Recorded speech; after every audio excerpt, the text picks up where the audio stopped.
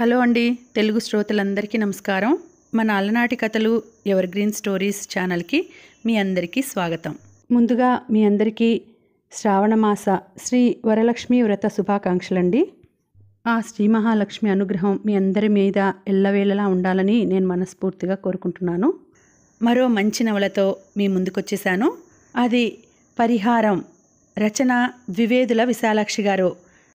మీకు చదివి వినిపిస్తున్నది శ్రీదేవి తాడేపల్లి.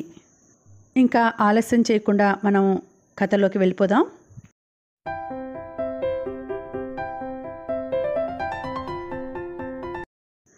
డమ్డమ్ ఎయిర్పోర్ట్ వచ్చిపోయే ప్రయాణికులతో, వారిని సాగనంపడానికి తీసుకువెళ్ళడానికి వచ్చే బంధుమిత్రులతో కిటకిటలాడుతోంది. రకరకాల భాషలు, రకరకాల మనుషులు.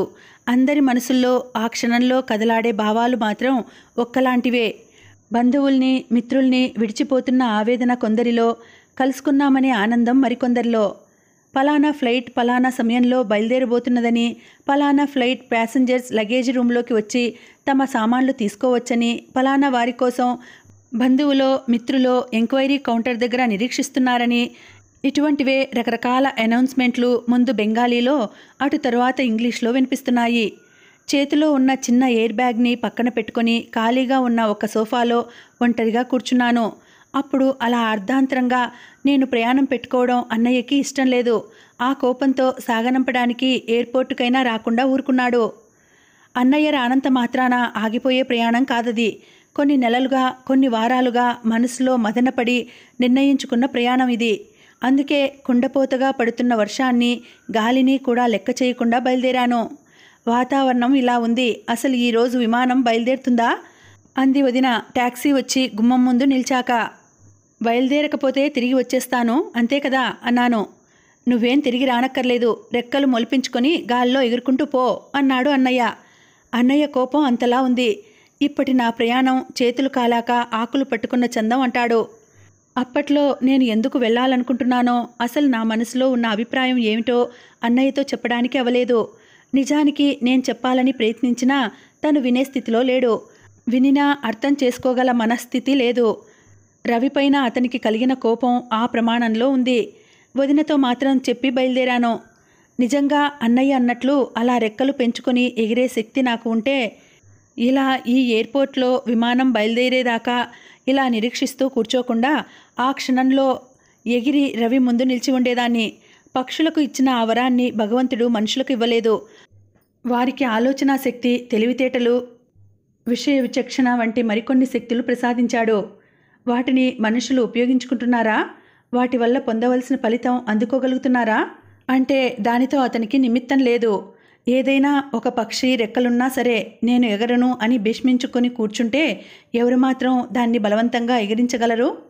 అన్నయ్య ఉద్దేశం నేను మిగిలిన జీవితాన్ని కూడా చేజేతులా నాశనం చేసుకుంటున్నానని, తెలిసి తెలిసి తప్పు ప్రయాణం చేస్తున్నానని. ఇది నిజంగా తప్పుదారేనా? దీనివల్ల నేను కోరుతున్న గమ్యం చేరగలిగే అవకాశం ఉందా లేదా అని నిర్ధారించుకోవడానికి ఈ ప్రయాణం. కేరవిల్ ఫ్లైట్ కలకత్తా నుండి ఢిల్లీకి వాతావరణం సరిగా లేని కారణంగా అరగంట ఆలస్యంగా బయలుదేరబోతున్నట్లు ఆ కాస్త మాట చెప్పి థ్యాంక్ యూ అంది అనౌన్సర్. దేనికి థ్యాంక్స్? ప్రయాణికులు అప్పటికి గంటకు పైగా ఎయిర్పోర్ట్లో పడిగాపులు పడగా లేంది ఆ అరగంట ప్రయాణం కోసం నిరీక్షిస్తూ కూర్చోవడానికి ఒప్పుకున్నారనా? లేక వాతావరణం అనుకూలంగా లేని కారణాన తాము ప్రయాణించే విమానం నిర్ణీత సమయంలో బయలుదేరబోవటం లేదనే చావుకబురు చల్లగా జారవేసిన అనౌన్సర్ మీద వాళ్ళు రాళ్లు రువ్వనందుకా? దేనికి ఈ ధన్యవాదం? ఈనాటి జీవిత సరళిలో, నవనాగరికత, సభ్య సమాజంలో కొన్ని మాటలకి బొత్తిగా విలువ, అర్థం లేకుండా పోతున్నాయి. కావాలని ఎదుటివారి కాలు తొక్కి సారీ అంటాడు ఒక ప్రబుద్ధుడు. రైలు కదిలిపోతుంటే తను మర్చిపోయిన ఏ చేతి సంచో, గొడుగో తెచ్చి ఇచ్చిన కూలివాడికి థ్యాంక్స్ చెప్తాడు ఇంకొక ఉదారుడు. ఆ సారీతో అతని తప్పిదం తుడిచిపెట్టుకుపోతుందా? ఈ థ్యాంక్స్తో ఇతని రుణం తీరిపోతుందా? అలవాటు మాటలు అలా దొర్లుతూ ఉంటాయి, అంతే. బయట ఈదురుగాలి, వర్షం. నవంబర్ నెల ఇంకా అప్పుడే ప్రవేశించినా 3 రోజులుగా మొదలైన తుఫాను గాలుల మూలంగా బాగా చలిగా ఉంది. క్యాంటీన్లోకి వెళ్ళి కప్పు కాఫీ తాగి రావాలని బయలుదేరాను. క్యాంటీన్లో నాకు ఎదురుగా ఉన్న టేబుల్ ముందు కూర్చున్నారు ఒక జంట.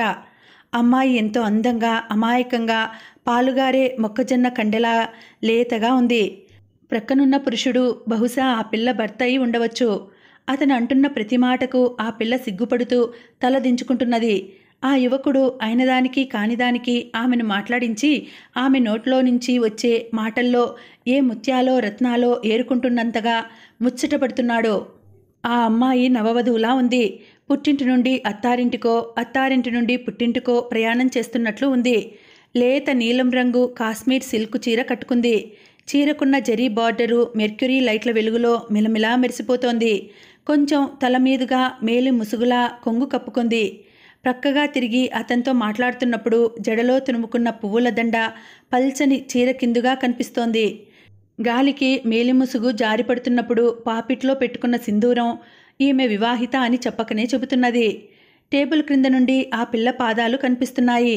పచ్చగా పసుపుతో అంచుల పారాణితో సన్నని పట్టీగల నీలం రంగు చెప్పులతో చూడముచ్చటగా ఉన్నాయి. ఆమె కాలుకి తన కాలు తాకిస్తూ గిలిగింతలు పెడుతున్నాడు ఆ యువకుడు. టేబుల్ క్రిందుగా ఆమె చేతిని తన చేతిలోకి తీసుకుని ఆప్యాయంగా ఒత్తుతున్నాడు.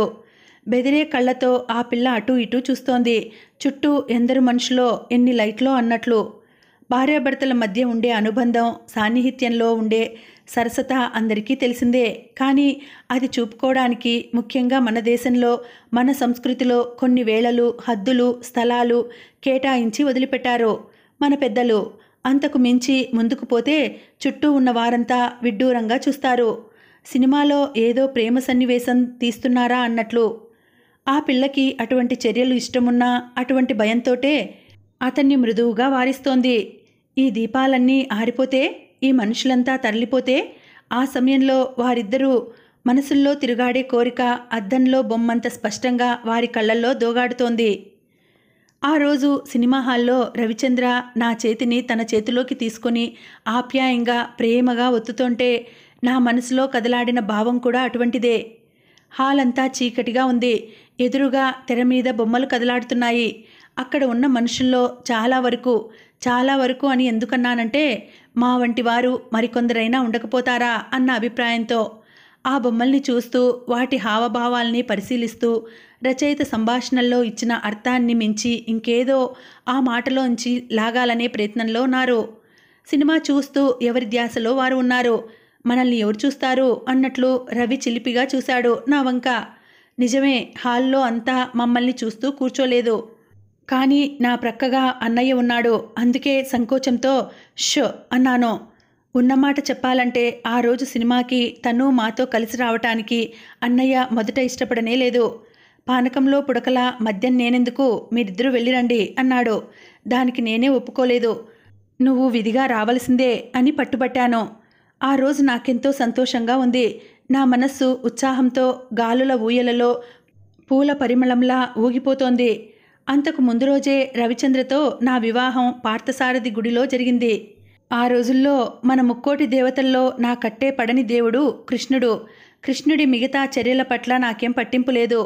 దుత్తలకి దుత్తలు వెన్న మీగడ కాజేసి అత్తా కోడళ్ల స్పర్తలు రగల్చడం, కడుపారా పాలు త్రాగి వాటితో పాటు పూతన ప్రాణాలు కూడా పీల్చేయటం, అల్లుడా రమ్మని పిలిచిన మేనమామని అతని ఇంట్లోనే మట్టు పెట్టడం, ఇటువంటి కృష్ణలీలలు లీలలుగానే తీసుకునేదాన్ని. అతని బహుభార్యత్వంతో కూడా. ఆ రోజుల్లో అది ధర్మవిరుద్ధం కాదు కాబట్టి నాకు తగువు లేదు. కానీ ఇంట బయట అని లేకుండా భర్త సంసారం గల గోపికల్ని మాయ చేసి మోహం కల్పించి తన వెంట తిప్పుకుంటూ అల్లరిపాలు చేయటం, అందున తనకంటే ఎంతో పెద్దది ఇంకొకరి ఇల్లాలు అయిన రాధతో ఆ చిరుప్రాయంలోనే ప్రేమ కలాపాలు సాగించడం, అతను ఎంత దేవుడైనా అవి నాకు వెగటుగానే తోచేవి. ముఖ్యంగా అతను ఆలయాల్లో, ఉత్సవాల్లో తాలికట్టిన పెళ్ళాలు అంతమంది ఉండగా రాధని పక్కన పెట్టుకుని కులకడం నాకెంత మాత్రం ఇష్టంగా ఉండేది కాదు. దేవుడు మానవులకు మార్గదర్శకుడు కావాలి, కానీ వారిని ఇలా పక్కదారులకు ఈడ్వవచ్చునా? నేను దేవుణ్ణి కాబట్టి నేను చేశాను, అందులో పాపం పుణ్యం నాకు అంటదు, మీరు మనుషులు కాబట్టి మీరు చేయకూడదు అంటూ ఎంత నీతిబోధలు చేస్తే మాత్రం మనుషులు మరీ అంత తెలివిమాలినవారా? నీకు అట్టు మాకు ముక్కానా? ఏమిటయ్యా నీ న్యాయం అంటూ ఒక సమయంలో కాకుంటే ఇంకో సమయంలోనైనా ఆ దేవుణ్ణి నిలదీయకుండా ఉంటారా? తమ్ము తాము సమర్థించుకోవడానికి ఒకనాడు కాకుంటే ఇంకోనాడైనా అతని ఉపమానాన్ని వాడుకుని తాము ధర్మపదం తప్పలేదని వాదించకుండా ఉంటారా? నా పెళ్ళి నేను అంతగా ఇష్టపడని కృష్ణుడి ఆలయంలో జరగటం జీవిత గమనంలో సంభవించే చిత్ర విచిత్ర సంఘటనల్లో ఒకటి. ఆలయంలో కాలు పెట్టగానే ముగ్ధ మనోహరుడైన మురళీమోహనుని విగ్రహం వంక కళ్ళు తిప్పుకోకుండా చూడసాగాడు రవి. మరీ అంతలా చూడకండి అన్నాను ఉక్రోషంగా. నా మనోభావం అర్థం కాని రవి ఏమైంది అన్నాడు. ఈ దేవుడంటే నాకిష్టం లేదు. మా చెల్లెలి ఆరాధ్య దైవం శ్రీరామచంద్రుడు. ఎందుకో తెలుసా రవి? అతను ఏకపత్ని వ్రతుడు కాబట్టి అన్నాడు అన్నయ్య నవ్వుతూ. పిచ్చిపిల్ల అన్నాడు రవి ఆప్యాయంగా చూస్తూ. కానీ నాకు కృష్ణుడే నచ్చుతాడు. ఎంతమంది ఆడవాళ్లను తన చుట్టూ ఎంతో నేర్పుగా, ఎవరికీ బాధ కలగకుండా అందరికీ తానే ఆరాధ్యుడై తిప్పుకుంటాడు. అంతటి నేర్పు, రసికత్వం ఈ ముక్కోటి దేవతల్లో ఇంకెవరికైనా ఉందా అన్నాడు రవి. వద్దు, మీరు కృష్ణుడు కావద్దు. కృష్ణుడంటే నాకిష్టం లేదు. ఈ మాటలు పైకి అనాలనుకుని అన్నవి కావు. మనసులోకి వచ్చిన భావం ఆవేశ కారణంగా అప్రయత్నంగా నోటి వెంట బయటకు వచ్చేశాయి. అన్నయ్య, రవి ఇద్దరూ నా వైపు తెల్లబోయి చూశారు. నేను రాముణ్ణి కృష్ణుణ్ణి కావటం ఏమిటి శీలా? నేను మనిషిని. కొంపదీసి ఏ శ్రీరామచంద్రుడో దివి నుండి దిగివచ్చి నీ మెడలో పుస్తె కట్టాడనుకోలేదు కదా అన్నాడు రవి చిన్నగా నవ్వుతూ. పిచ్చి అన్నాడు అన్నయ్య నా తల నిమురుతూ. అన్నయ్యకి నా పట్ల మనస్సు నిండి ప్రేమ ప్రవహించే సమయంలో ఆప్యాయంగా దగ్గరకు తీసుకుని అలాగే అంటాడు. ఈ లోకంలో అన్నయ్యకి నేను, నాకు అన్నయ్య. అంతకు మించి లోకంలో నా అనుకోవడానికి మాకింకెవరూ లేరు. ఒకనాడు మా ఇద్దరి మధ్య మా ఆనందాన్ని, ఆరాటాన్ని తను పంచుకుంటానంటూ తనకి తానుగా కాలు పెట్టాడు రవిచంద్ర. అంత కొద్ది పరిచయంతోటే అన్నయ్యకి రవికి స్నేహం ఏర్పడటం, మొదటిసారిగా చూసినాడే నాకతని పట్ల సద్భావం కలగడం, ఆ భావం స్నేహానికి దారితీసి ఆ స్నేహం ప్రేమగా మారి మా ఇద్దరినీ దంపతులుగా చేసి నిలపడం, ఇదంతా చూస్తుంటే నా కోసం రవి, రవి కోసం నేను పుట్టి ఇంతకాలంగా ఒకరి కోసం ఇంకొకరం ఎదురుచూస్తూ ఈనాటికి కలుసుకొని భార్యాభర్తలుగా జీవితాలు ఏకం చేసుకున్నాం అనిపించేది. మా ఇద్దరి అనుబంధం ఆ కొద్ది రోజుల పరిచయంతో ఏర్పడ్డది కాదని, అది ఎన్ని జన్మల నుంచో వస్తున్న సంబంధం అని అనిపించేది. అందుకే రవిని నావాడిగా చేసుకున్న ఆ రోజు నా జీవితంలో మర్చిపోలేని పర్వదినం. నా మనసులో సంతోషం, తృప్తి కట్టలు తెంచుకొని పారుతున్న శుభదినం. ఆనందాన్ని, దుఃఖాన్ని ఆత్మీయులతో కలిసి పంచుకోవాలన్నది భారతీయ తత్వం. ఎవరికి వారే అనుభవించాలని, భరించాలని అనేది పాశ్చాత్య ఆచారం. ఆనాటి నా ఆనందాన్ని నా ఆత్మీయుడు, తల్లి, తండ్రి, గురువు అన్నీ తానే అయిన అన్నయ్యతో కాక ఇంకెవరితో పంచుకోగలను? అందుకే అన్నయ్య రానని మొండికేసినా తనని బలవంతాన ఆనాటి సినిమాకి లాక్కొచ్చాను. పక్క కుర్చీలో నేను ఇబ్బందిగా అటూ ఇటూ కదులుతుండడం, రవి నా ప్రక్కకు వాలి చెవిలో మెల్లగా ఏదో అంటుండడం అన్నయ్య గుర్తించే ఉంటాడు. ఇంటర్వెల్కి ఇంకా 10 నిమిషాలు ఉందనగానే లేచి ఇప్పుడే వస్తా అంటూ బయటకు వెళ్ళాడు. తిరిగి సినిమా మొదలైనా అన్నయ్య ఇంకా రాలేదు. మీ అన్నయ్య ఎక్కడికి వెళ్ళాడు అన్నాడు రవి అప్పటిదాకా అన్నయ్య తిరిగి రాకపోవడం చూసి. ఏమో అన్నాను ఆ విషయమే ఆలోచిస్తున్నా నేను. ఇంతలో రానే వచ్చాడు అన్నయ్య. అతని చేతిలో కాస్త పెద్దదే ఏదో ప్యాకెట్ ఉంది. ఎక్కడికి వెళ్ళావు అడిగాను. అదంతా తర్వాత చెబుతాను కానీ ముందు సినిమా చూడు. నాయకి నాయకులు అపార్థాలతో విడిపోయేలాగుంది అన్నాడు అన్నయ్య తెరవైపు చూస్తూ. పర్వాలేదు, ఇప్పుడు విడిపోయినా మరో గంటలో ఎలాగో కలుసుకుంటారు. అది అందరికీ తెలిసిన సంగతే కానీ ముందు మీ మాట చెప్పండి. ఇంతసేపు ఎక్కడికి వెళ్ళారు? ఏమిటి కథ అన్నాడు రవిచంద్ర నా ముందుగా వంగి అన్నయ్య వైపు చూస్తూ. రవిచంద్ర పేరు కొత్తగా ఉంది కదూ, తెలుగువాడి పేరులా లేదు. మొదటిసారి రవిని అన్నయ్య పరిచయం చేసినప్పుడు అతను తెలుగువాడని నేను అనుకోలేదు. పేరు, వేషం, భాష అంతా అలా ఉంది. ఎక్కడెక్కడి పేర్లు ఎరువు తెచ్చి పెట్టుకోవడం తెలుగువాడికి ఒక హాబీ. సుభాష్ చంద్రబోస్, బాలగంగాధర్ తిలక్, మోహన్ దాస్ కరమ్చంద్ గాంధీ వంటి దేశ నాయకుల పేర్లే కాక మామూలు బెంగాలీ, గుజరాతీ, బీహారీ పేర్లు కూడా ఈనాడు తెలుగువారిళ్లలో పిల్లలకు పెట్టడం లేక ముద్దు పేర్లతో పిలవటం చూస్తుంటాము. నిజానికి అదే మంచిది. తెలుగువాడు అని తెలిస్తే ఉద్యోగాల్లో వాడి పని నూనె కింద మడ్డిలా కదలిక లేకుండా అలా పడి ఉండవలసిందే. ప్రమోషన్లు, ఇంక్రిమెంట్లు వగైరా పదజాలం అతని ఫైల్లోకి ఎక్కడానికి సంశయిస్తాయి. కాస్త పేర్లోనైనా తెలుగుదనం కనపడకుండా జాగ్రత్త పడితే మిగిలింది ఏదో విధంగా నరుకు రావచ్చు అనేవాడు అన్నయ్య. ఇంతకీ చెప్పొచ్చేదేమిటంటే రవిచంద్ర పేరు అలా ఉన్నా 16 అణాల అణాలు కాసులు ఏనాడో పోయినా ఇది సామెతగా అందరికీ అర్థమయ్యే మాట కాబట్టి ఇలా వాడినా పర్వాలేదనుకుంటాను. తెలుగువాడు. తల్లి తెలుగుదేశం నడిబొడ్డున విజయవాడలో పుట్టిన తెలుగు ఆడపడుచు. తండ్రి రాయలసీమకు చెందినవాడు. అయితే వారికి ఆంధ్రదేశంతో ఉన్న అనుబంధం అంతవరకే. రవిచంద్ర పుట్టుక, పెరిగి పెద్ద కావటం, విద్యాభ్యాసం అంతా ఉత్తర భారతదేశంలోనే జరిగింది.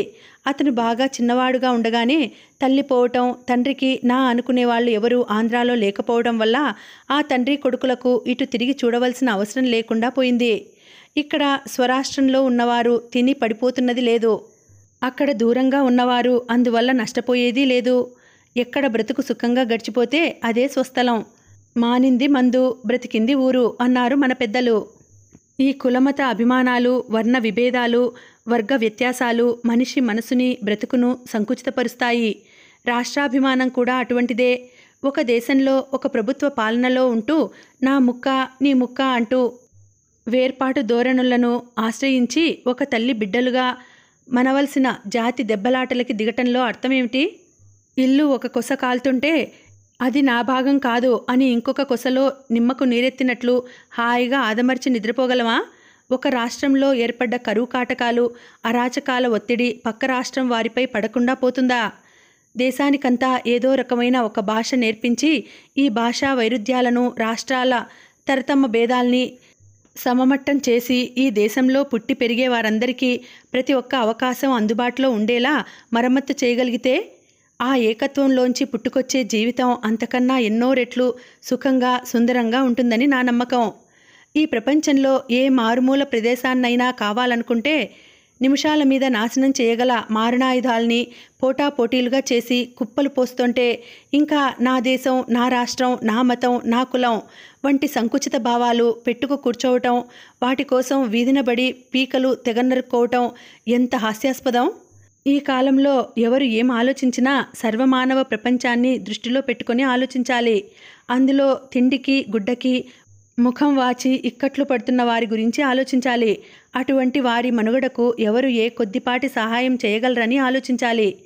ఇటువంటి సంభాషణ ఎప్పుడు వచ్చినా చాలా ఆవేశంగా మాట్లాడతాడు అన్నయ్య. ఇది జరిగే పనేనా? ఈనాడే కాదు, అసలు ఏనాటికైనా జరుగుతుందంటారా అంటూ ప్రశ్నించేవాడు రవి. మనిషి జంతువులా, యంత్రంలా కాక మనిషిలా బ్రతకాలంటే ఏనాటికైనా ఇది జరిగి తీరాలని నా అభిప్రాయం. తెర మీద కథానాయకుడు కూడా ఇటువంటిదే ఏదో ఉపన్యాసం ఇస్తున్నాడు. కార్మికుల, కర్షకుల కష్టసుఖాల్ని యజమానులు అర్థం చేసుకోవాలని, యజమానుల సులువు బలువుల్ని కార్మిక కర్షక సోదరులు గమనించాలని, అప్పుడే ఈ హర్తాళ్లు, బంద్లు, అల్లర్లు, అరెస్టులు, కార్ఖానాలు మూతపడటం, పంట భూములు బీళ్లు కావటం వంటి అనర్థాలు తప్పుతాయని. నాయకుడి ఉపన్యాసం పూర్తి అయింది. నటీనటులంతా గ్రూప్ ఫోటో దిగడానికి ఆయత్తమవుతున్నారు. ప్రేక్షకులంతా గొల్లున లేచారు. జాతీయ గీతం అయ్యేంత వరకు పెద్ద టికెట్ల వాళ్ళు ప్రాణాలు బిగబట్టుకొని నిలబడ్డారు. క్రింద క్లాసుల వాళ్ళు కొందరు పోనీలే ఈ కాస్త అయ్యాకే వెళదాం అనుకుని ఒక అడుగు అటు వేసి మళ్ళీ నిలిచిపోయారు. మరికొందరు అప్పటికే గేటు దాటారు. జాతీయ గీతం పూర్తి అయ్యే వరకు ఈ సినిమా హాల్ వాళ్ళు గేట్లు తెరవకుండా ఉండాలి అన్నారు ఎవరో వెనక వరుసలో ఉన్నవాళ్ళు. మనుషుల్ని అలా నిర్బంధించి ఎటూ కదిలే అవకాశం లేకుండా నిలబెట్టి ఆ విధంగా జాతీయ గీతం, జాతి పతాకం అందుకునే గౌరవంలో విలువే ఉంటుంది అన్నాడు రవి. విలువ ఉంటుందని కాదు, ఎప్పటికైనా తన దేశాన్ని, తన జాతిని గౌరవంగా చూడటం నేర్చుకుంటారేమోనని. చిన్నపిల్లలు తప్పు చేస్తే తల్లి దండించి 4 తగిలించి అలా మళ్ళీ ఎప్పుడూ చెయ్యను అని ఆ పిల్లాడి చేత అనిపిస్తుంది. అయితే దెబ్బలకు తట్టుకోలేక ఏడుస్తూ ఆ పిల్లాడు అన్న మాటకు విలువ ఉంటుందనా ఆ శిక్ష? అలా కొన్నిసార్లు జరిగినా చివరికి ఒకనాటికైనా అది తప్పు అని తెలుసుకొని స్వయంగా మానుకుంటాడని ఆ తల్లి ఆశ అన్నాడు అన్నయ్య. హాల్లో లైట్లు వెలిగాయి. ముగ్గురం లేచి బయటకు వచ్చాము. టాక్సీ కోసం చూస్తుంటే జలజ కనిపించింది. జలజ అన్నయ్య పనిచేస్తున్న ఆఫీస్లోనే పనిచేస్తుంది. మా ఇంటికి దగ్గరలోనే వారిల్లు ఉంది. ఎప్పుడైనా సెలవు రోజుల్లో మా ఇంటికి వస్తుంది. మనిషి చామన ఛాయగా ఉంటుంది. నాకంటే కొంచెం పొడుగు, కోలముఖం, సోగకళ్ళు, అందమైన పిల్ల అని చెప్పేందుకు లేకపోయినా కళ అయిన ముఖం అని చెప్పవచ్చు. అందరితో సరదాగా మాట్లాడుతుంది. ఆ పిల్లని చూస్తుంటే ఈ ప్రపంచంలో ఉన్న ఉత్సాహం, సంతోషం అన్నీ ఆమెలోనే ఉన్నట్లు అనిపించేది. అలా నవ్వుతూ, త్రుళ్ళుతూ, సంతోషంగా తిరగగలిగే అవకాశం ఈ కాలంలో ఎంతమంది ఆడపిల్లలకు ఉంటుంది? జలజ ఎంతో అదృష్టవంతురాలు అనుకునేదాన్ని. ఆమె ఎంత దురదృష్టవంతురాలో ఒకరోజు వారింటికి వెళ్ళి రాధమ్మ గారితో మాట్లాడిన తర్వాత కానీ నాకు తెలిసి రాలేదు. జలజ విధవ. పెళ్ళి అయిన 2 ఏళ్లకే భర్త పోయాడు. 4 ఏళ్ల కొడుకు ఉన్నాడు. అత్తవారి వంక ఆస్తిపాస్తులు లేవు. తండ్రి ఆమె చిన్నతనంలోనే పోయాడు. తల్లి మెట్రికులేషన్ 2 ఏళ్లుగా డింకీలు కొడుతున్న తమ్ముడు ఉన్నారు. ఇల్లు గడవటం కోసం జలజ ఉద్యోగం చేయక తప్పలేదు. మనసులోని బాధను కప్పుకోవటం కోసం రాని నవ్వును తెచ్చుకుంటూ నవ్వక తప్పలేదు. ఆ విషయం తెలిసాక జలజ పట్ల నాకున్న ఇష్టం, గౌరవం రెట్టింపు అయ్యాయి. అవకాశం ఉన్నప్పుడల్లా ఆవిడను మా ఇంటికి రమ్మని, సమయం దొరికినప్పుడల్లా నేను వారి ఇంటికి వెళ్ళి వస్తూ మొదటి పరిచయాన్ని స్నేహంగా మార్చుకున్నాను. ముఖ్యంగా జలజ కొడుకు ముకుంద్ అంటే నాకెంతో ఇష్టంగా ఉండేది. జలజ ఉన్నా లేకున్నా వారింటికి వెళ్ళి గంటల తరబడి ముకుందుతో ఆడుతూ గడిపేదాన్ని. ముకుంద్ నన్ను అత్త అని పిలిచేవాడు. ఏం అల్లుడా, కట్నం లేకుండా నా కూతుర్ని పెళ్లి చేసుకుంటావా అంటూ పరిహాసం చేసేదాన్ని. ఏమిటి సంగతి, సినిమా చూడ్డానికి వెళ్తున్నారా అని పలకరించాడు అన్నయ్య. లేదు, మీలాగే చూసి బయటకు వస్తున్నాను అంది జలజ. ఈయన రవిచంద్ర, మా సుశీల భర్త. కంగ్రాచ్యులేషన్స్ అంది జలజ మా ఇద్దరి వైపు చూస్తూ. థ్యాంక్స్ చెబుతూ చేతులు జోడించి నమస్కరించాడు రవి. ఆప్యాయంగా జలజ చేతిని నా చేతిలోకి తీసుకున్నాను. ఆ మధ్య మీరు ఇంటికి వచ్చి చెప్పారని, నిన్న సుశీల వివాహం అని అమ్మ చెప్పింది. రావాలని ఎంత ప్రయత్నించినా అక్కడి పనులు తెమల్లేదు. అంతా ఈ ఉదయమే వచ్చాం. మీ ఇంటికని చెప్పి బయలుదేరాను. తీరా అక్కడికి వచ్చేసరికి ఇంటికి తాళం పెట్టి ఉంది. ఎక్కడికో వెళ్ళి ఉంటారనుకున్నాను. ఎక్కడికి వెళ్ళామో ఇప్పుడు తెలిసింది కదా. నేను రానంటే సుశీల ఊరుకోలేదు. మొదట సినిమా, ఆ వెనుక క్వీన్స్ హోటల్లో డిన్నరు. ఒక విధంగా ఇది వాళ్ళ మ్యారేజ్ సెలబ్రేట్ చేయడం.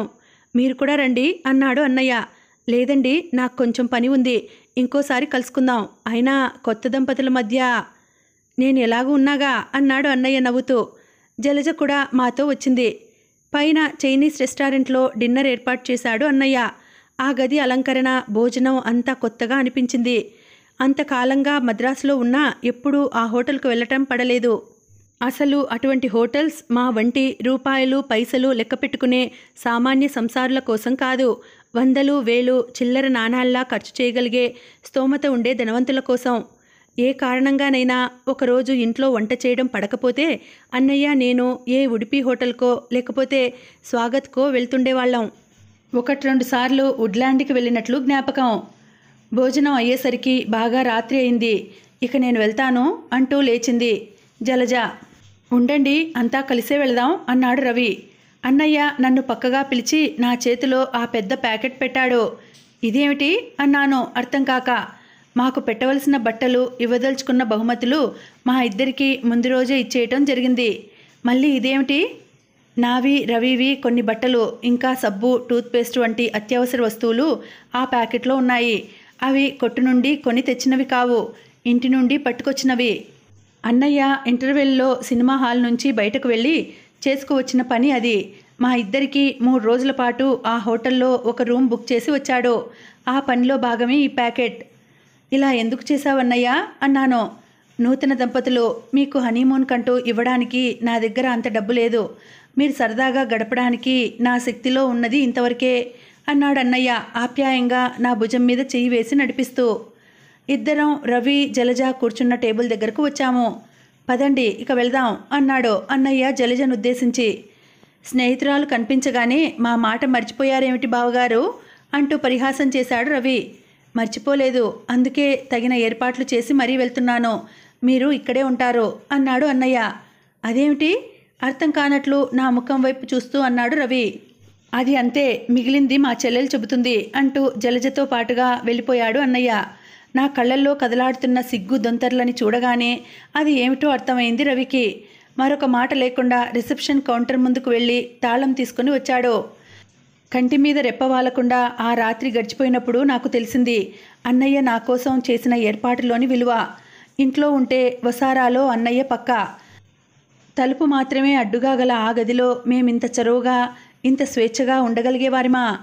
జీవితంలో మరువజాలని ఈ తొలి రాత్రి ఇంత ఆనందంగా గడిచి ఉండేదా? ఆ 3 రోజులు సూర్యరశ్మి మా కంటపడలేదు. రాత్రి పగలు అన్న భేదం లేకుండా లైట్ల వెలుగులో గంటలన్నీ ఒక్కలాగే గడిచిపోయాయి.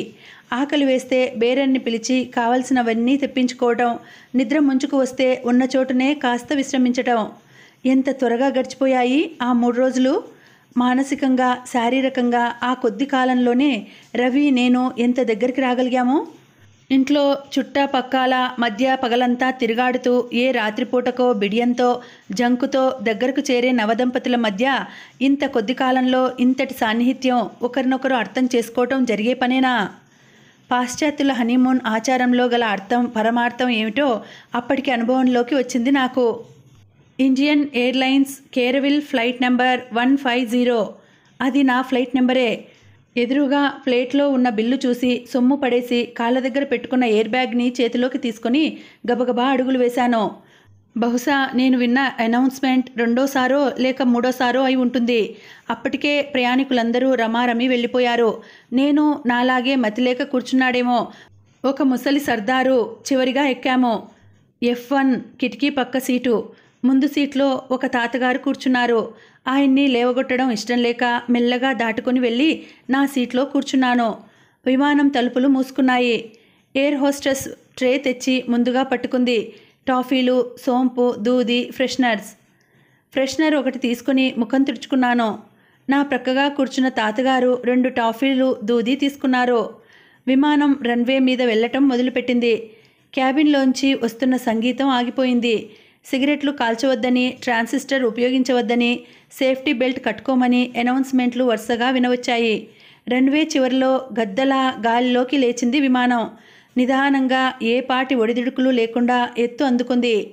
కిటికీలోంచి క్రిందకు చూస్తూ కూర్చున్నాను. అవడానికి సూర్యోదయం అయినా కింద పల్చగా ఏరి పోగులు పెట్టిన దూదిలా పరుచుకుని ఉన్నాయి తెల్లని మేఘాలు. క్రింద మేఘాలు, పైన ఎండ. అప్పటికి విమానం చేరవలసిన ఎత్తుకు చేరుకుంది. సీట్ బెల్టులు తీసివేయొచ్చునని, సిగరెట్లు కాల్చుకోవచ్చునని వగైరా వగైరా అనౌన్స్మెంట్లు, వెంటనే బెల్ట్లు ఊడదీస్తున్న టక్టక్లు. మధ్యలోనే ఎయిర్ హోస్టెస్ ఇచ్చిపోయింది గ్లాస్తో ఆరెంజ్ జ్యూస్. ఆ రోజు న్యూస్ పేపర్లో పెద్దగా వార్తలేం లేవు. బెంగాల్లో నక్సల్స్ దురాగతాలు, పంజాబ్లో పవర్ కట్, యూపీలో రాష్ట్రపతి పాలన అమలు. కాసేపు అటూ ఇటూ పేజీలు తిప్పి పేపరు మడత పెట్టాను. తుఫాను గుప్పెట్లోంచి బయటపడ్డట్లయింది విమానం. ఎత్తు తగ్గించుకొని కొంచెం కిందకు దిగింది. కిందుగా నదులు, పొలాలు సన్నగా గీతల్లా, రవి బొమ్మ గీయడానికి వేసుకునే స్కెచ్లా కనిపిస్తున్నాయి. తను గీసే గీతల గురించి, అవి వేసే తీరుతెన్నుల గురించి, వాటి అర్థాల గురించి, అవి స్ఫురింపజేసే భావాల గురించి నాకు తెలియచెప్పడానికి మొదట్లో రవి ఎంతగానో ప్రయత్నించేవాడు. అతను ఎంత తల కొట్టుకున్నా నాకేమీ అర్థమయ్యేవి కావు. రామాయణం అంతా విని రాముడికి సీత ఏమవుతుంది అని అడిగినట్లు తెలివి తక్కువగా ఏదో ప్రశ్న వేసేదాన్ని. దాంతో రవికి విసుగు కలిగేది. నీది మట్టిబుర్ర, ఎంత చెప్పినా అందులోకి ఏదీ జొరబడదు అని కోపగించుకునేవాడు. ఆ ఆర్టు తెలియనంత మాత్రాన నాకు విచారం కలిగేది కాదు. అర్థం కాకపోయినా రవి గీస్తున్న బొమ్మల్ని గంటల తరబడి చూస్తూ కూర్చుండేదాన్ని. వాటిని అర్థం చేసుకునే శక్తి నాకు లేకపోయినా వాటిని చూసి ఆనందించగల శక్తి ఉన్నందుకు తృప్తిపడేదాన్ని. సన్నగా కొనతేలిన అతని వేళ్ల మధ్య కదలాడుతూ పెన్సిల్ గీసే రకరకాల గీతలు నాకెంతో అందంగా కనిపించేవి. అతని చేతిలో కుంచె చిందించే రంగులు నాకెంతో ముచ్చట కలిగించేవి. ఆ పెన్సిల్ గీతలతో, కుంచె చిందులతో ఏదో ఒక చిత్రం ఆకృతి దాల్చి రూపురేఖలు దిద్దుకుని నేను ఎలా ఉన్నానో అంటే, ఎంత బాగున్నావు, కళ్ళు చెదిర్చేంత అందంగా ఉన్నావు, త్రుటిలో మనుషుల మనసుల్ని ఆకట్టుకునేంత చక్కగా ఉన్నావు అని మెచ్చుకునేదాన్ని. నా చిత్రలేఖన పరిజ్ఞానం అంతతో ఆగిపోయింది. ప్రఖ్యాత చిత్రకారుడు రవిచంద్రకి సతీమణినై అతని సాన్నిధ్యంలో దివారాత్రులు గడుపుతున్నా ఎంతకాలానికి ఆ కళలో అంతకు మించి లోతుపాతులు నాకు అంటలేదు. చిత్రలేఖనంలోని మర్మం, చాకచక్యం, విధి, విశిష్టాలు ఏమీ తెలియకపోయినా రవి చిత్రాలు గీస్తుంటే అతని చేతిలో అతి సున్నితంగా కదలాడే కుంచెవంక చూస్తూ, ఆ కుంచెను కదిపే అతని వేళ్లను చూస్తూ అలా గంటల తరబడి కూర్చునేదాన్ని. రవికి కూడా నాలా ఉలుకు పలుకు లేకుండా మాటల్లో పెట్టి తన పని పాడు చేయకుండా బుద్ధిగా కూర్చునే సహచరి కావాలనిపించిందేమో. బొమ్మ గీయడానికి తను సిద్ధపడగానే, శీలా ఏం చేస్తున్నావు, ఇలా వచ్చి కూర్చో, నేను బొమ్మ గీసుకోవాలి అనేవాడు. చేస్తున్న పని మీద నుంచి దృష్టి మళ్లించకుండానే. మధ్యలో అప్పుడప్పుడు నేను ప్రక్కనే ఉన్నానా లేదా అని కనుక్కుంటుండేవాడు. నేను అక్కడ కదలకుండా కూర్చోవటం కాదు అతనికి కావాల్సింది, ప్రక్కన ఉన్నానన్న భావం. తను చేస్తున్న పనిని చూస్తున్నాననే తృప్తి. ఏదైనా చిత్రం అతని మనసుకు నచ్చినట్లుగా తృప్తిగా తయారైనప్పుడు, చూసావా, ఈరోజు నువ్వు కదలకుండా కూర్చున్నావు, అందుకే ఈ చిత్రం ఇంత బాగా వచ్చింది అనేవాడు. అక్కడికి ఆ చిత్రం ఏదో నన్ను చూసి గీసినట్లు. రవి ఇన్ని రకాలైన చిత్రాలు, ముఖ్యంగా ఆడవాళ్ళవి వేస్తుంటాడు కదా, నా బొమ్మ ఒకటి గీయకూడదు అని ఎంతో కాలం మనసులో తిరుగాడింది ఆ కోరిక. కానీ నా అంతట నేను నోరు విడిచి అడగడానికి మనసొప్పలేదు. నిన్ను చూసి ఏం గీయను, నీ రూపురేఖలు చిత్ర నిర్మాణానికి పనికిరావు అంటాడేమో అని సంకోచం. రోజులో 24 గంటలలో అతను ఆఫీస్కు పోయే కాలం మినహాయిస్తే మిగిలిన సమయం అంతా అతని ఎదురుగానే ఉంటున్నాను కదా. ఆ పాటి ఆలోచన అతనికే ఎందుకు రాకూడదు? ఆ ముచ్చట అతనికే ఎందుకు కలగకూడదు? శీలా, ఈరోజు నీ బొమ్మ గీస్తాను, వచ్చి తిన్నగా కూర్చో అని తనే చొరవ తీసుకోవచ్చు కదా. ఎంతకాలం ఎదురుచూసినా వినాలని కోరుకుంటున్న ఆ మాట అతని నోట రానేలేదు. చివరికి ఒకరోజు ఏమైతే అయిందని నోరు విడిచి నేనే అడిగాను. అతను నా వైపు వింతగా చూశాడు. నీ బొమ్మ గీయడమేమిటి, నీకేమైనా మతిపోయిందా అన్నట్లుంది అతని చూపు. ఛీ, సిగ్గులేని దాన్ని ఎందుకడిగాను? ఆ కాస్త మాట అనిపించుకోవటానికేనా నన్ను నేను తిట్టుకున్నాను. కోపం, ఉడుకుమోత్తనం ఒక్కసారిగా నన్ను ముంచెత్తాయి. ఇతను నా బొమ్మ గీయకపోతే నాకు పోయేదేం లేదు. ఇతను గీస్తున్న చిత్రాలు తట్టా బుర్రా మీద పెట్టుకొని నోట్లో చారెడు చుట్ట ఉన్న ఆ నాయురాలు, 2 కాళ్ళు బార్లా చాపుకొని వలతాళ్ళు ముడిపెడుతున్న ఆ చేపలమ్మి కన్నా నేను అందంగానే ఉంటాను. కాలేజీలో చదువుతున్నప్పుడు వరుసగా 2 ఏళ్ళు మిస్ కాలేజీగా కాంపిటీషన్లో నేను తెచ్చుకున్న బహుమతులు తెచ్చి చూపిస్తే ఇతని తిక్క కుదురుతుంది. మెడలో తాలి కట్టిన భార్యగా చేసుకోగానే మగాడికి చల్లని సరుకైపోతుంది ఆడది. ఆ ఆలోచనలతో పాటు ఆవేశం కూడా పరవళ్ళు తొక్కింది. తీక్షణంగా రవివంక చూశాను. నోటంట మాట ఊడిపడదేం అన్నట్లు. అతను కన్నార్పకుండా నా వంకే చూస్తున్నాడు. అతని కళ్ళల్లో హేళన లేదు, ఇంకేదో ఉంది. ఆ చూపులో ఉన్న అర్థం బోధపరుచుకోవడానికి నేను ప్రయత్నించేలోపున, నీ బొమ్మ గీయలేను సుశీలా అన్నాడు ఆ చూపు మార్చకుండానే. నాలో పెరుగుతున్న ఉడుకుమోత్తనం, ఉక్రోషం ఒక్కసారిగా గట్టుదాటి బయటకు పొంగి పొర్లాయి. ఏదో విధంగా దెబ్బలాట పెట్టుకుని అతన్ని గాయపరచాలనుకున్నాను. ఆ దెబ్బలాట సాకుతో ఇక ముందు అతను బొమ్మలు గీస్తున్నప్పుడు అక్కడ కూర్చోవటం మానుకోవాలనుకున్నాను. నేను ప్రక్కన లేకపోతే రవి బొమ్మలు గీయలేడని, గీసినా అవి అంత బాగా రావని నాకెందుకో నమ్మకం. ఆ నమ్మకానికి కారణం ఏమిటి అంటే ఇది అని చెప్పలేను. నువ్వు అతని జీవితంలో కాలు పెట్టకపూర్వం ఏం చేసేవాడు అంటే దానికి నా దగ్గర సమాధానం లేదు. అతను గంటల తరబడి పని చేస్తుంటే కదలకుండా కూర్చునే తీరిక నాకెప్పుడూ ఉండేది కాదు. మధ్యలో లేచి స్టవ్ మీద పెట్టిన వంట చూసి వస్తుండేదాన్ని. డోర్ బెల్ ఆన్సర్ చేసేదాన్ని. అయితే నా ఈ రాకపోకలు గమనించే స్థితిలో ఉండేవాడు కాదు రవి. అతని ఏకాగ్రత చూస్తుంటే ముచ్చట వేసేది నాకు. ఆ చిత్రలేఖనం ఒక తపస్సులా అనిపించేది.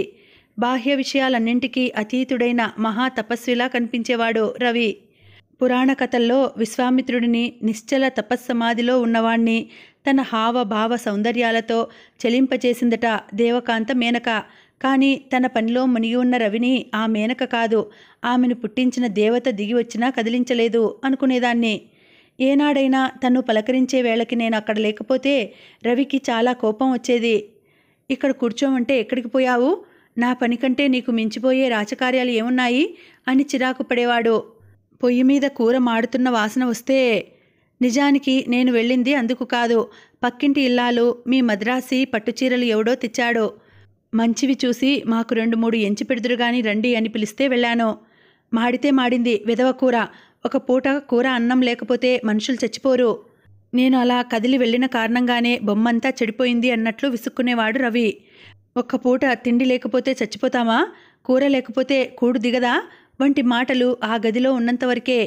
ఆ పని కాస్త పూర్తి అయిందంటే ఇక అతని ఆకలి చెప్పలేము. స్నానమైనా చేయకుండా భోజనం పెట్టు అంటూ టేబుల్ ముందు వచ్చి కూర్చునేవాడు. ప్లేట్లో 4 పదార్థాలు పూర్తిగా వడ్డించకుండానే ఏది పెడితే అది తినేసేవాడు. అలా తన భోజనం అంతా పూర్తి అయ్యే వరకు ఎదురుగా కూర్చున్న నేను తిండి తింటున్నానో లేదో, వండిన పదార్థాల్లో రెండవ వ్యక్తికి ఏమైనా మిగిలాయో లేవో అన్న విషయం పట్టేది కాదు ఆయనకు. తన కడుపు చల్లబడ్డాక అప్పుడు చూసేవాడు నా ప్లేట్ వంక. అరే, నువ్వింకా తిననే లేదా, నీకేమైనా మిగిలిందా లేక అంతా నేనే తినేశానా అనేవాడు కంగారుగా. నిజానికి రవి మరేమంత ఎక్కువగా తినడు. కానీ ఆ తినే విధానం చూస్తే ఎవరికైనా బకాసురుడిలా ఇతనికి ఇంత ఆకలి ఏమిటి అనిపిస్తుంది. ఇంటికి ఎవరైనా మిత్రులు వచ్చినా లేక ఎవరింటికైనా మేం భోజనానికి వెళ్ళినా అతనికి ఇంటి దగ్గర ముందుగా పెట్టి జాగ్రత్త పడేదాన్ని.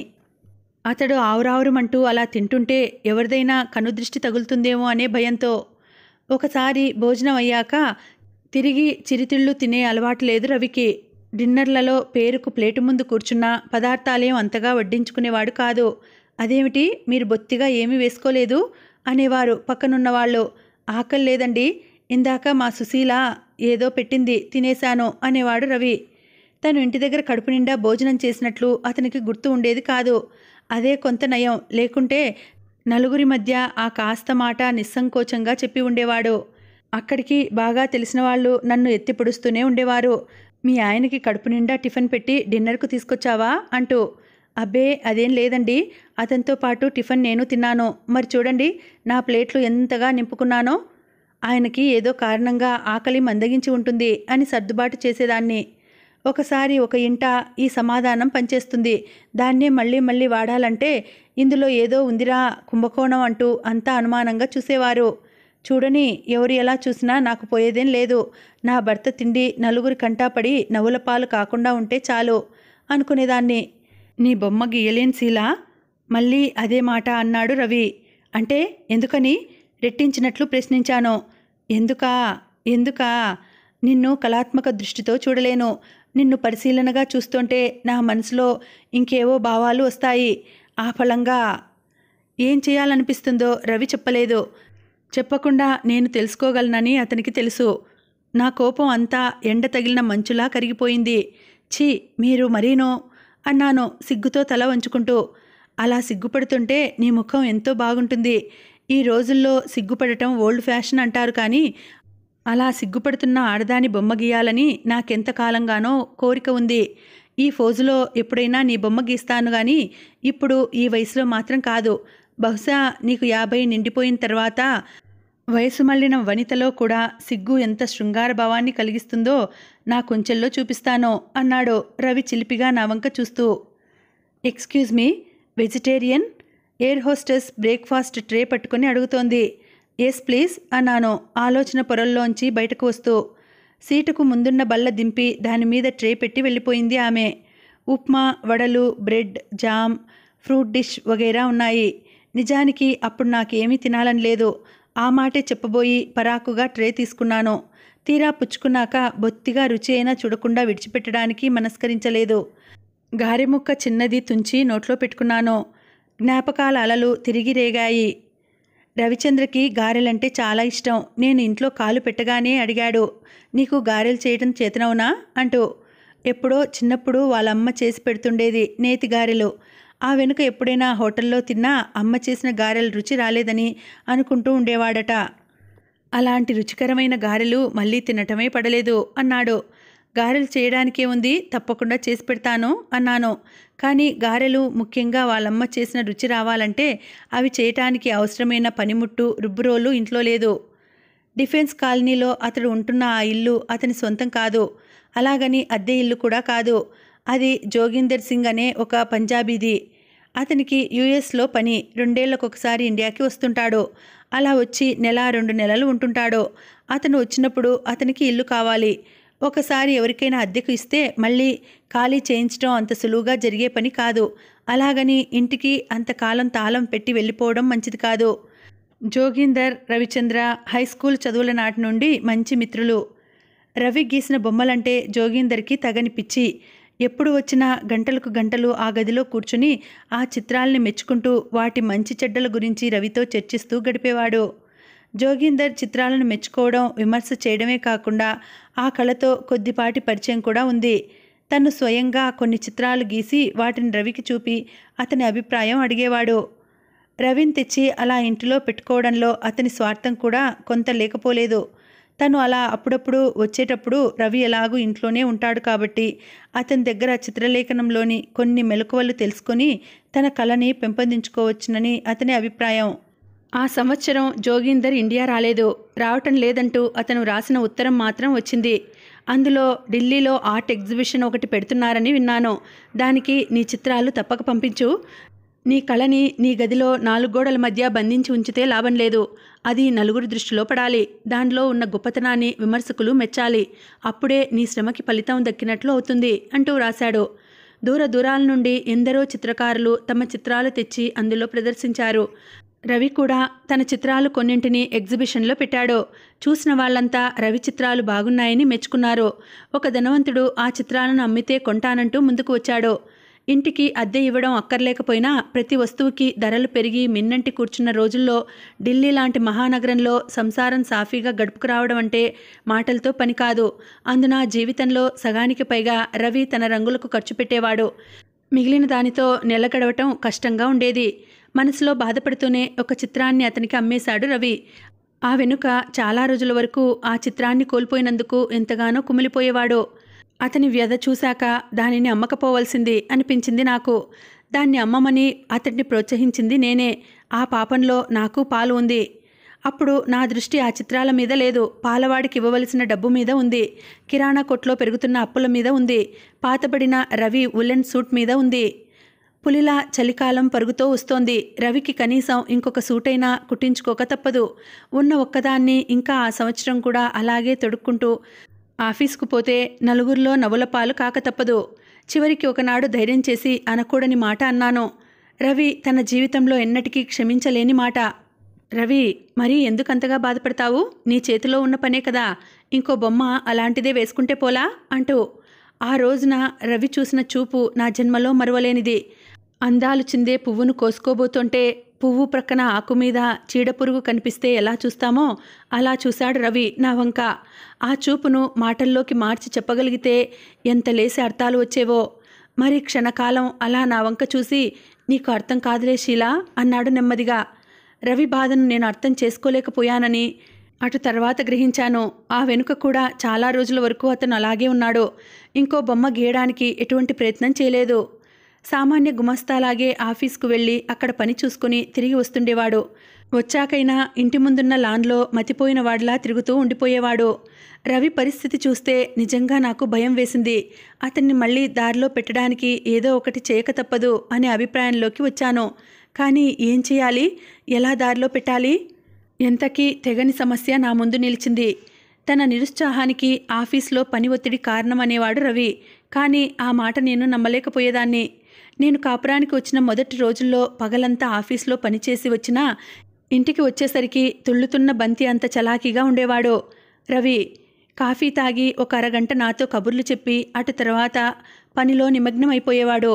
తన మనసులోకి వచ్చిన ఊహని ఏదో రూపంలో కాగితం మీదనో లేక క్యాన్వాస్ మీదనో దించకుండా తిరిగి తల ఎత్తేవాడు కాడు. ఆ మాటే అతనితో అన్నాను. ఓపిక ఎప్పుడూ ఒకలాగే ఉంటుందా శీలా? అది అతను చెప్పిన జవాబు.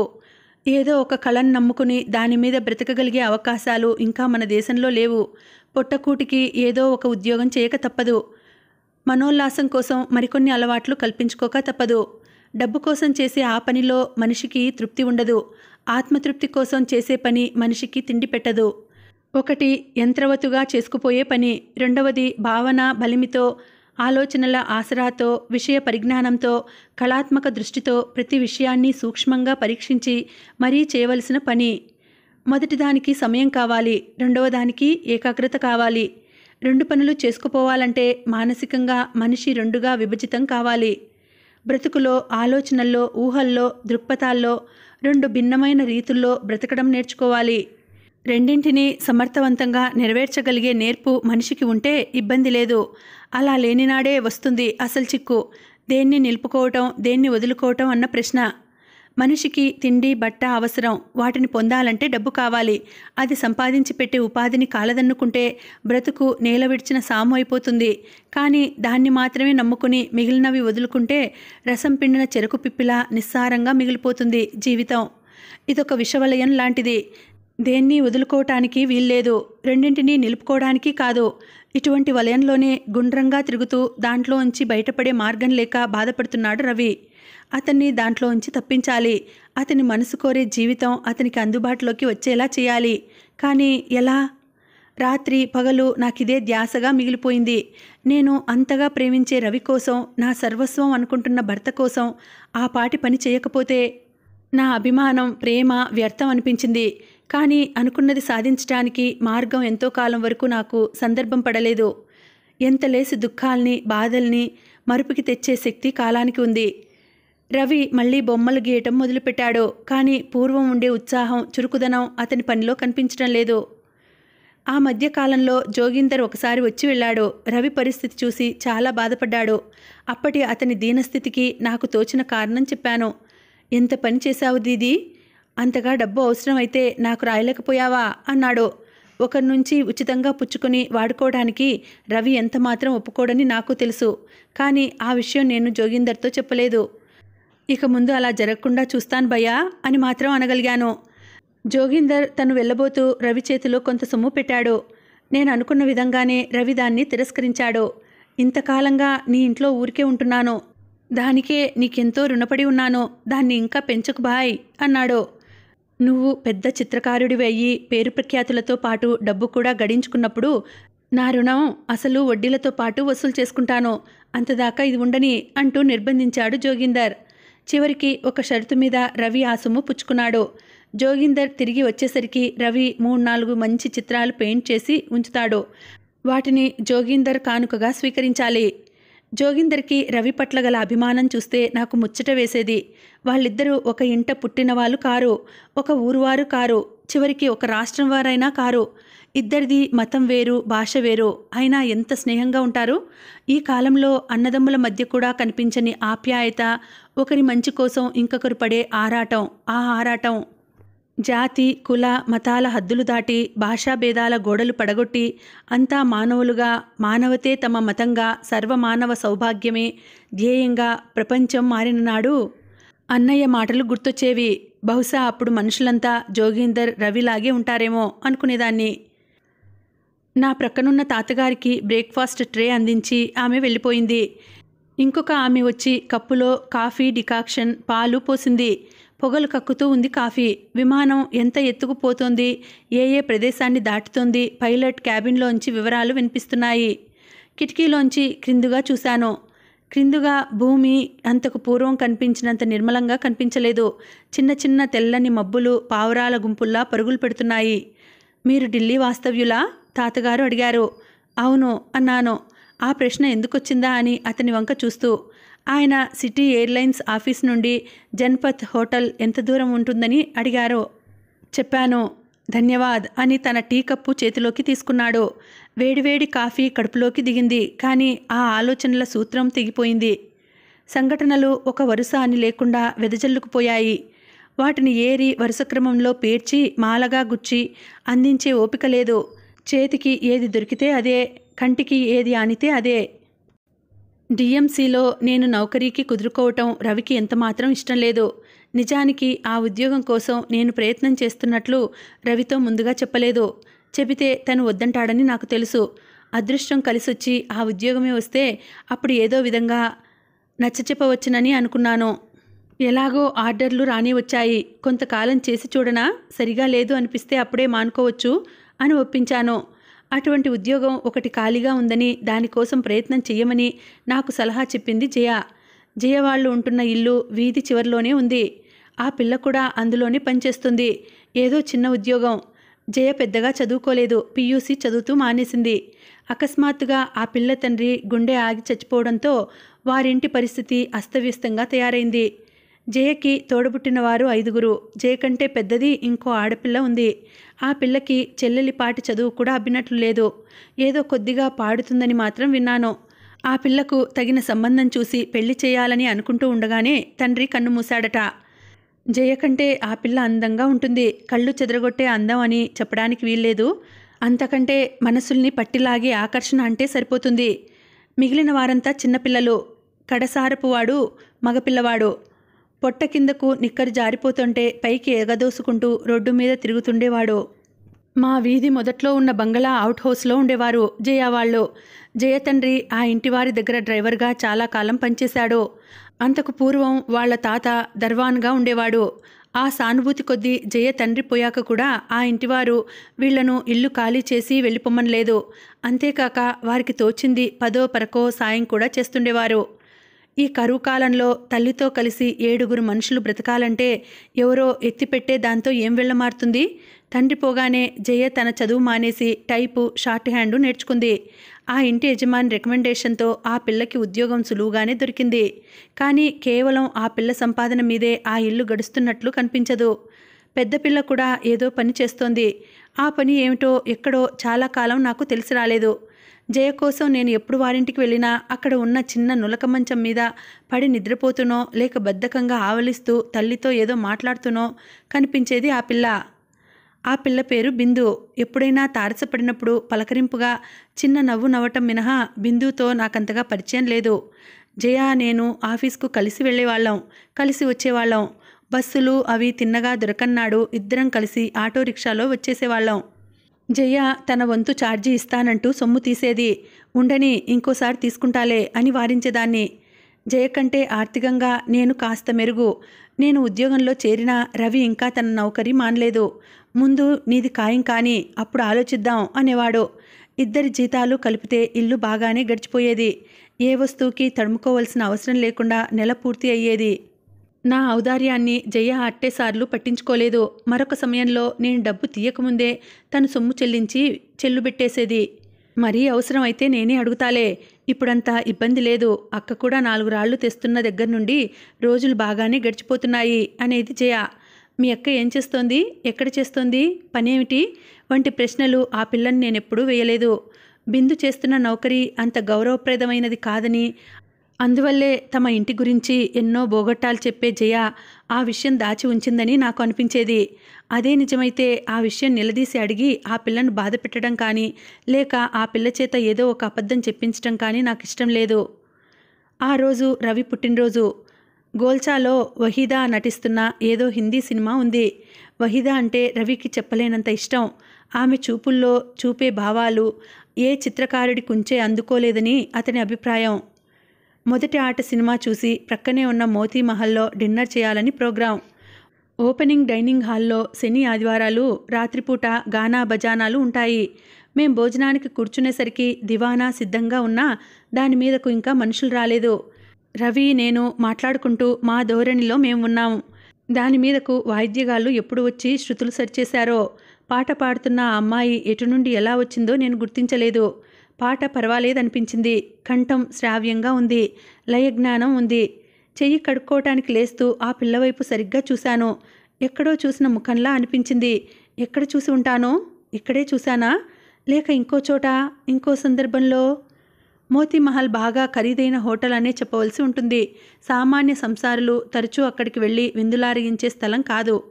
నేను కూడా ఢిల్లీలో ఉన్న అంతకాలానికి 1-2 సార్లు మినహాయిస్తే అక్కడికి వెళ్ళలేదు. ఒకసారి జోగిందర్ మా ఇద్దరిని డిన్నర్కి తీసుకువెళ్ళాడు. ఇంకొకసారి అన్నయ్యతో కలిసి వెళ్ళాము. అన్నయ్యతో కలిసి వెళ్ళిన నాడు సెలవు రోజు కాదు. అందున మేము షాపింగ్ చేసుకుని పెందలాడే వెళ్ళాము. అప్పుడు ఇటువంటి వినోద కార్యక్రమం ఏమీ లేదు. జోగిందర్తో వెళ్ళిన నాడు ఎవడో నల్లటి మీసాల ఆసామి దివాన్ మీద కూర్చొని ముషరాయిలు చెప్తున్నాడు. అర్థం తెలుసుకుని వింటున్న వాళ్ళంతా దాన్ని బాగా ఆనందిస్తున్నారు. వాహ్ వా భేష్, ఫిర్ ఫర్మాయియే అంటూ తమ మెప్పుదలను కనబరుస్తున్నారు. భాష తెలియకపోవటం వల్ల రవి నేను అంతగా ఆనందించలేకపోయాం. జోగిందర్ తన్మయుడై వింటున్నాడు. ముందు రాత్రి సెకండ్ షో సినిమాకు వెళ్ళాము. తిన్నగా నిద్రలేదు. ఆపుకోవాలని ఎంతగా ప్రయత్నించినా ఆగకుండా నాకు ఆవలింతలు వచ్చాయి. అది జోగిందర్ గుర్తించాడులా ఉంది. చెలియే దీదీ అంటూ లేచాడు. అతని ఉత్సాహాన్ని భంగపరిచినందుకు బాధ కలిగింది. పర్వాలేదు, పూర్తి కానియండి అన్నాను. అబ్బే, అది ఇప్పుడప్పుడే పూర్తి అయ్యేది కాదు. గంటల తరబడి అలా సాగుతూనే ఉంటుంది. పదండి, రేపు నాకు కూడా పని ఉంది. ఉదయాన్నే లేచి ఆగ్రా వెళ్ళాలి అంటూ కుర్చీలోంచి లేచాడు జోగిందర్. ఏమిటలా చూస్తున్నావు అన్నాడు రవి. ఈ పిల్లని ఎక్కడో చూసినట్లు ఉంటే. ఆ మాట అంటూనే కుతూహలం కొద్దీ మరి కాస్త దగ్గరగా వెళ్ళి చూశాను. పెద్దగా సంగీత జ్ఞానం లేకపోయినా చక్కగా పాడుతోంది ఆమె. ముగ్ధులై వింటున్నారు చుట్టుప్రక్కల వాళ్ళు. పరిశీలనగా చూస్తే వాళ్లను ముగ్ధుల్ని చేసేది ఆ పిల్ల పాట కాదని, ఆ పిల్ల చూపులని అనిపించింది నాకు. ఆమె చిన్నగా నవ్వుతున్నట్లు ముఖం పెట్టి ప్రేక్షకుల వైపు చూస్తూ పాడుతోంది. ఆ పిల్ల చూపులు అసభ్యంగా లేవు, కానీ అయస్కాంతం వంటి ఏదో రకమైన ఆకర్షణ ఉంది. ఒకసారి వాటికి తగిలిన పురుషుడు ఇక జీవితంలో విడిపించుకొని బయటపడలేడు అన్నంత శక్తివంతంగా ఉన్నాయి ఆ చూపులు. ఆ కనుపాపల కదలిక ఒక లయబద్ధమైన మధుర గానంలా ఉంది. వాటి నుండి జాలువారుతున్న నవ్వులు వెన్నెలలో విరిసిన చిరు మల్లెలలా ఉన్నాయి. ఆ గాన మాధుర్యాన్ని, పువ్వుల పరిమళాల్ని అనుభవిస్తూ తమని తామే మరిచినట్లు ఉన్నారు అక్కడ ఉన్న మనుషులు, ముఖ్యంగా పురుషులు. పాట సాగుతూ ఉంటే వచ్చే మనుషుల సంఖ్య పెరుగుతోంది. ఇంకా అక్కడ అలా నిలిచి చూసే అవకాశం లేదు. తిరిగి రావాలనుకుంటూ చివరిసారిగా నా జ్ఞాపక శక్తికి పరీక్ష పెట్టాను. చివరకు దాంట్లో విజయం సాధించాను. ఆ పిల్లను ఎక్కడ చూశానో గుర్తుకు వచ్చింది. ఆ పిల్ల బిందు. వాళ్ళ ఇంట్లో నిద్ర కళ్ళతో నలిగిన బట్టలతో తిరుగుతుండే బిందుకి ఇప్పుడు లైట్ల వెలుగులో మేకప్తో 10 మంది మధ్య పాడుతున్న ఈ పిల్లకి పోలిక ఏమంతగా కనిపించకపోవటమే నన్ను అంతగా తికమక పెట్టింది. వాళ్ళ ఇంట్లో చూసినప్పుడు బిందువులో ఇంత అందం, ఆ కళ్ళల్లో ఇంత ఆకర్షణ ఉందని నాకెప్పుడూ అనిపించలేదు. బిందు ఎంచుకున్న మార్గంలో మంచి చెడు ఆలోచనలు దారి పొడుక్కి నా మనసులో మాలలా అల్లుకుపోయాయి. రవి ఏదో అడిగి ఉంటాడో. నా ఆలోచనల్లో పడి నేను వినిపించుకోలేదు. ఏమిటంతలా ఆలోచిస్తున్నావు? పిలిస్తే పలకనైనా పలక్కుండా అన్నాడు రవి మెల్లగా నా భుజం పట్టుకొని తిప్పుతూ. అబ్బే ఏం లేదు అన్నాను. ఆ పిల్ల కళ్ళల్లో నేను చూసిన ఆకర్షణ గురించి రవికి చెప్పబుద్ధి కాలేదు. రవి భోజనం చేస్తున్నంతసేపు మరునాడు తను వేయబోయే చిత్రం గురించే మాట్లాడుతున్నాడు. అటు తర్వాత కూడా అతని ఆలోచనలు ఆ విషయంలోనే పరిభ్రమిస్తూ ఉండి ఉంటాయి. లేకుంటే ఆ పిల్ల చూపుల్లోని ఆకర్షణ మగవాడు అన్నవాడు, అందున రవి వంటి కళాకారుడు గ్రహించకుండా ఉండే అవకాశం లేదు. ఏం లేకపోవటమేమిటి? 3 సార్లు పిలిచినా పలక్కుండా? మీ అన్నయ్య మీదకు కానీ మనసు పోయిందా? అంతకు పూర్వం లేకపోయినా రవి ఆ మాట అన్నాక అన్నయ్య గురించిన ఆలోచనలు మనసులో కదలడం మొదలుపెట్టాయి. నేను ఇక్కడికి వచ్చిన మొదటి రోజుల్లో కంచంలో అన్నం పెట్టుకోగానే అన్నయ్య గుర్తుకొచ్చేవాడు. ఏం తింటున్నాడో, ఎలా ఉంటున్నాడో. వాడికి హోటల్ తిండి బొత్తిగా పడదు. స్వయంగా వంట చేసుకోవటం అసలు చేత కాదు. నచ్చిన కుర్రాడు దొరకగానే స్వార్థంతో నా జీవితం నేను ఏర్పరచుకుని ఇలా వచ్చేశాను. రవి అంటే నీకిష్టమేనా సుసి? అతనితో కలిసి నీ జీవితాన్ని నిర్మించుకోవడానికి నువ్వు సిద్ధంగా ఉన్నావా అని అన్నయ్య నా తల నిమురుతూ అడిగిన నాడు నా మనసు నిండా రవితో కలిసి నేను అనుభవించగలను అనుకున్న జీవితమే పరుచుకొని ఉంది. పెళ్లి చేసుకుని నా మటుకు నేను వెళ్ళిపోతే అన్నయ్య పనేం కావాలి? అతడు ఒక్కడు ఎలా ఉంటాడు అన్న ఆలోచనే రాలేదు.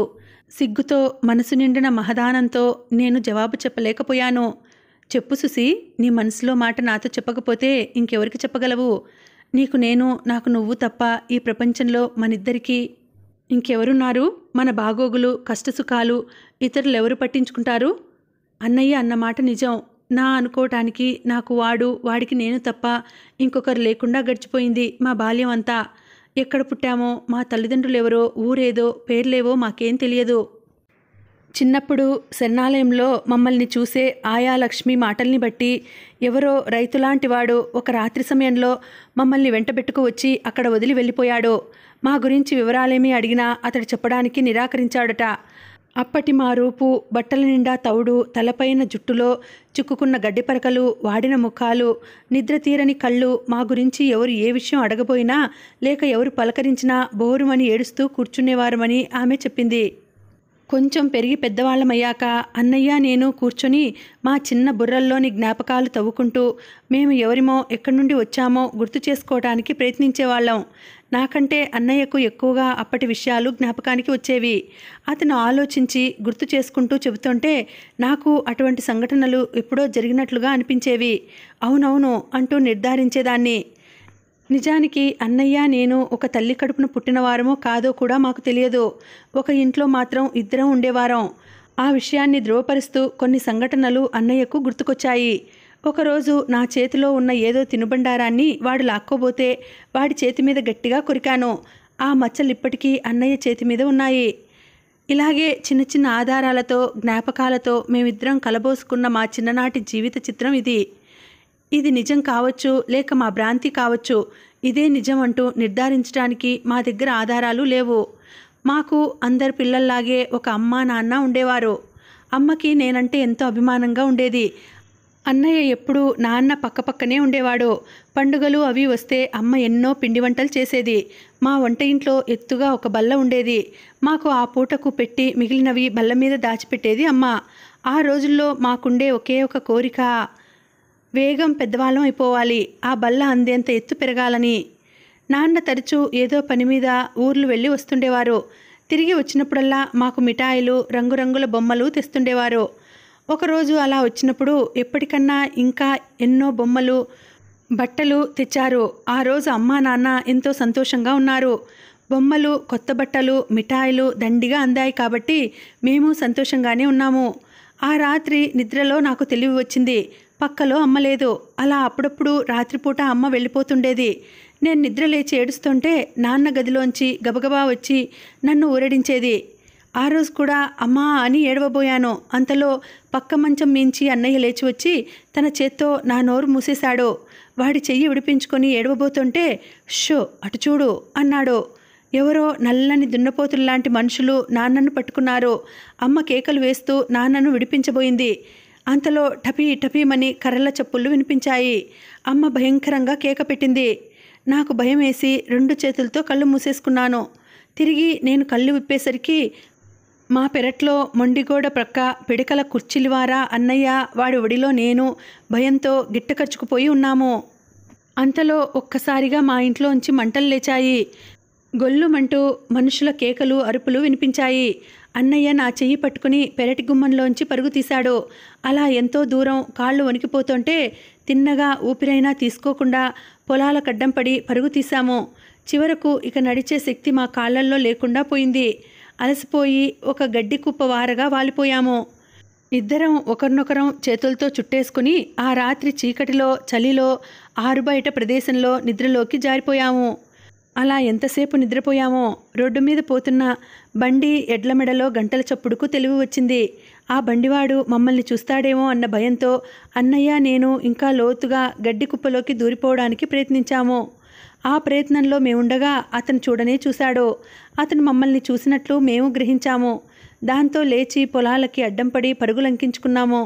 అతను మా వెంటపడ్డాడు. భయంతో మేము ఇంకా జోరుగా పరుగు పెట్టడం మొదలుపెట్టాము. చివరికి మేము ఆగిపోక తప్పలేదు. మాకు ముందుగా ఒక పంట కాలువ ఉంది. దాన్ని మేము దాటగలిగే మార్గం లేదు. అప్పటికి బాగా తెల్లవారింది. అతను మా వంక పరీక్షగా 2 నిమిషాలు పట్టి పట్టి చూశాడు. పాపం పసోళ్ళు, ఆ ఎదవల కంటపడితే నిష్కారణంగా చంపేస్తారు అని తనలో తనే గొనుక్కున్నాడు. అన్నయ్యని నన్ను 2 చేతులతో పట్టుకొని కంగారుగా బరాబరా ఈడ్చుకుంటూ బండి దగ్గరకు లాక్కుపోయాడు. బండిలో తౌడు బస్తాలున్నాయి. మమ్మల్ని వాటి వెనుకగా కుదేశాడు. మా నెత్తిమీదుగా ఇంత గడ్డి కప్పాడు. బుర్ర ఎత్తారంటే, నోరు విప్పారంటే నడ్డి పగలగొడతా అన్నాడు. ఎడ్ల నడ్డి మీద మునికోలు కర్రతో టపీ టపీమని బాదుతూ వాటిని పరుగులు పెట్టించాడు. అలా ఆ బండిలో ఆ గడ్డిమోపు క్రింద ఎంతసేపు ప్రయాణం చేశామో మాకు గుర్తులేదు. పైన ఎర్రగా ఎండ కాస్తున్నది. అలసిపోయి అలా నిద్రలో జోగిపోయాము. మధ్యదారిలో అతను 1-2 సార్లు మమ్మల్ని లేపి ఏవో పళ్ళు కొనిచ్చాడు. తాగేందుకు పాలు తెచ్చాడు. ఆకలి కడుపుకి ఆహారం పడడంతో నిద్ర మళ్ళీ ముంచుకొచ్చింది. తిరిగి మాకు మెలకువ వచ్చేసరికి మేము ఏదో పెద్ద ఇంట్లో ఉన్నాం. అదే రాజేశ్వరి అనాథ శరణాలయం. శరణాలయానికి వచ్చాక మా జీవితాలు అటువంటి నేతిబీరకాయ వంటి సంస్థలన్నింటా పసివాళ్ల బ్రతుకులు ఎలా ఉంటాయో అలాగే గడిచాయి. అడుగడుక్కి అల్లరి పనులు చేసి అధికారుల చేత తన్నులు తింటుండేవాడు అన్నయ్య. ఒక్కొక్కసారి 2 రోజుల పాటు తినేందుకు ఏమీ పెట్టకుండా గదిలో కట్టిపడేసేవారు. అటువంటి సమయాల్లో ఆ గది ముందు రాత్రి పగలు ఏడుస్తూ కూర్చునేదాన్ని నేను. ఒకసారి కిటికీ ఊచల్లోంచి అన్నయ్య కోసం రొట్టె ముక్కలు విసురుతుంటే శరణాలయం మేనేజరు నన్ను పట్టుకున్నాడు. అటువంటి పని మళ్ళా ఎప్పుడూ చేయనని అనే వరకు నడుం మీద పేము బెత్తంతో వాతలు తేలేలా కొట్టాడు. అన్నయ్య బయటికి వచ్చాక నా నడుం మీద వాతల్ని చూసి వాళ్ళందరినీ తిట్టడం మొదలుపెట్టాడు. అందుకు శిక్షగా వాళ్ళు చేతులు నొప్పి పుట్టే వరకు కొట్టి కోపం కడుక్కున్నారు. దెబ్బలు తింటున్న కొద్దీ మొండికెత్తిపోయాడు అన్నయ్య. కొట్టండి కొట్టండి, అంతేగా మీకు చేతనైంది అంటూ వాళ్ళ ముందు నడ్డి వంచి నిలబడేవాడు. వీళ్ళంతా అనాథలమైన మనల్ని రక్షించే ధర్మాత్ములు అనుకోకండి. మన పేరుతో ఊరి వాళ్ళ నుండి డబ్బులు వసూలు చేసి తమ జేబులు నింపుకుంటున్నారు అంటూ మిగతా పిల్లలకు నూరిపోసేవాడు అన్నయ్య. అటువంటి రోజుల్లోనే ఒక సంఘటన జరిగింది. సాధారణంగా పండుగలకు, పూజలకు పిల్లలకు మిఠాయిలు పంచిపెడుతున్నామని చెప్పి శాస్త్రానికి 4 బూందీ పూసలు వాళ్ళ చేతుల్లో పెట్టి మిగిలిన సొమ్ము అంతా పంపకాలు చేసుకునేవారు. శరణాలయం అధికారులు, వారి తాబేర్లు కొత్త బట్టల పేరు చెప్పి ఒకరికి ఇరుకైన బట్టలు మరొకరికి ఇచ్చి బట్టలకైన ఖర్చు అంటూ లెక్కలు రాసేవారు. కొంచెం పెద్దవాడు అయిన దగ్గర నుండి అన్నయ్య ఇలాంటి గుట్టుమట్లు లాగడంలో మంచి నేర్పు చూపించేవాడు. తను గ్రహించిన సమాచారం మిగతా పిల్లలకు అందించి శరణాలయం అధికార వర్గానికి వ్యతిరేకంగా ఒక గ్యాంగును తయారు చేశాడు. ప్రతి సంవత్సరం మార్చి నెలలో శరణాలయ స్థాపన దినం జరిగేది. దానికి ఎందరో ఊరి పెద్దలు శరణాలయానికి ఆర్థిక వనరులు సమకూరుస్తూ ఉండేవారు. ఇంకా ఇటువంటి సాంఘిక కార్యకలాపాల్లో ఇష్టం ఉన్నవాళ్ళు అంతా వస్తుండేవారు. వారి ముందు పిల్లల చేత ఆటలు పాటలు చిన్న నాటికలు వంటి కార్యక్రమాలు జరిపించి ఆ అనాథల మనుగడ కోసం తామెంతగా శ్రమపడుతున్నది తెలియజెప్పేవారు అధికారులు. కొంతమంది సంఘసేవకులు పరోపకార పరాయణులు పిల్లలను దగ్గరకు పిలిచి వారికి అక్కడ ఎలా ఉన్నది, అధికారులు వారిని ఎలా చూస్తున్నది ప్రశ్నించేవారు. అలా ప్రశ్నిస్తే మేము చెప్పవలసిన జవాబులు ఎలా ఉండాలో అంతకు 2 నెలల ముందు నుండి మా చేత వల్లె వేయించేవారు. చిలక పలుకుల్లా ఆ మాటల్ని అప్పగించడమే మా పని. అందుకు భిన్నంగా ఏమాత్రం నోరు జారినా ఆ వెనుక అనుభవించే శిక్ష ఎంత బరువైనదో పిల్లలందరికీ తెలిసిందే. ఆ ఏడు అన్నయ్య కూడా మిగిలిన పిల్లలందరిలాగే తాను నేర్చిన చిలక పలుకుల్ని బుద్ధిగా పెద్దలకు అప్పగించాడు. అన్నయ్యలో వచ్చిన ఆ మార్పుకు శరణాలయ అధికారులు ఎంతో సంతోషించారు. ఉదాహరణకు ఈ కుర్రాన్ని చూడండి. ఇక్కడికి వచ్చిన మొదట్లో ఎంత పెంకిగా ఉండేవాడు. చిన్న పెద్ద అన్న అంతరం లేకుండా నోటికి ఎంత మాట వస్తే అంత అనేసేవాడు. ఇతన్ని దారిలోకి తీసుకురావడానికి ఎంత సహనం ఎంత శ్రమ భరించవలసి వచ్చిందో మీరు ఊహించలేరు అన్నాడు హెడ్ వార్డెన్ అప్పుడే ఆ కష్టం అంతా పడుతున్నట్లు నుదుటి మీద చెమటను తుడుచుకుంటూ. ఉత్సవం రమారమి పూర్తి కానున్న సమయంలో అన్నయ్య మెల్లగా అక్కడి నుండి జారుకుని గేటు దగ్గర కాచాడు. తన భార్య పేరు మీదుగా ఆ శరణాలయాన్ని స్థాపించిన చెట్టియార్ కారు ఏదో అడిగి ముందుగానే తెలుసుకున్నాడు.